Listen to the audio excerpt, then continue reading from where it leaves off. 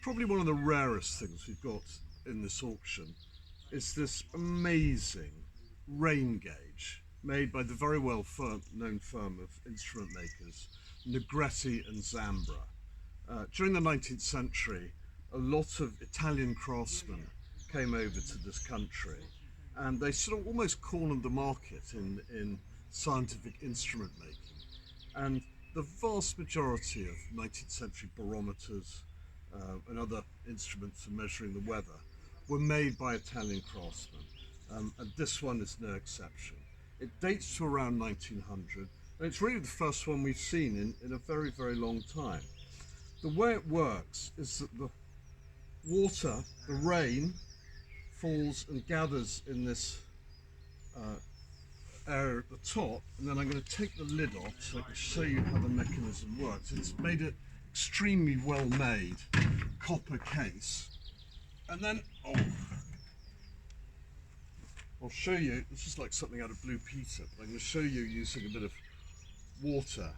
It then flows into this little tulip shaped cup here, and underneath it is like a seesaw, and each time the water fills up, and by the way it drains out of the bottom so it doesn't gather, each time it fills up the seesaw it then goes to the other side, and then that runs through an anchor escapement onto this silver dial here that measures the rainfall, and then it is further measured, there you can see it going there, and then it's further measured on this paper plate here, which is housed in it's got a mechanical system in there with a platform cylinder escapement like you find in a carriage clock that actually winds the drum, and then the rainfall is recorded in ups and down ups on this in exactly the same way that you would with a barograph. A very, very ingenious piece of late Victorian engineering, and very rare. Hours of fun to be had by this, and as we all know, us Brits are obsessed with the weather. So what better thing to have than something like this, a real talking point.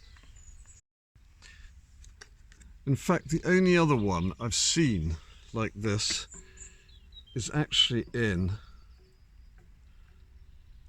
the Science Museum.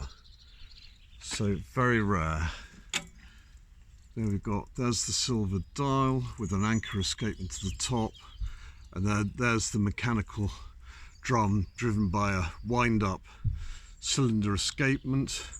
We've got a damper on the other end of the arm, and then you simply put ink